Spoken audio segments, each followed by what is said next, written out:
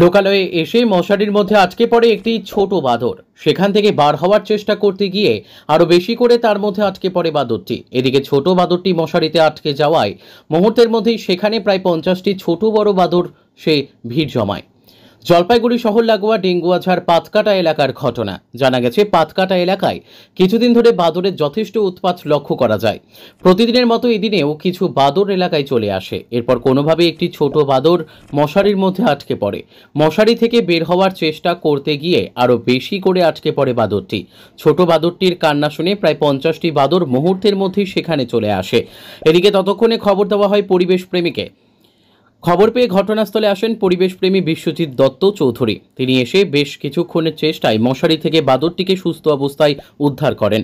এরপর বাদরের দলটি সেখান থেকে অন্যত্র চলে যায়। তবে পশুরাও বিপদে পড়লে অন্যান্য পশুরা তাকে বাঁচাতে চলে আসে, তার প্রমাণ মিলল এদিন। ব্যুরো রিপোর্ট আমাদের। পাতকাটায় এক বাড়িতে ওই মশারি শুকোতে দিয়েছিল, মশারির মধ্যে একটা ছোট বাদর আটকে যাওয়ার পরে ওটা পেঁচিয়ে গেছিল। পেঁচিয়ে যাওয়ার ফলে ও বেরোতে পারছিল না কোনোভাবেই। তো তার সাথে প্রায় গোটা 50 বাদর এসে ওকে ছাড়ানোর জন্য। এদিকে কুকুর বাদরটাকে আক্রমণ করছে। এরকম একটা পরিস্থিতিতে এলাকার লোকরা একটা আতঙ্ক সৃষ্টি হয়েছিল। যাই হোক, বাদরটাকে সুস্থভাবেই মশারির থেকে মুক্ত করা হয়েছে। এখন ওরা ওই সব দল বেঁধে আবার চলে গেল অন্য জায়গাতে। মানে সুরক্ষিত এখন বাদর? সুরক্ষিত বাদরটা, সুরক্ষিত অবস্থায় ওকে উদ্ধার করলাম। মানে গোটা বাড়ি দখল করছিল বাদর? হ্যাঁ, ওই বাচ্চাটার জন্য। এদিকে কুকুরগুলোও ছিল আক্রমণ করার জন্য। তো কুকুরগুলোকেও তাড়ানো হলো, আর বাদরগুলোকেও এখন চলে গেল সব।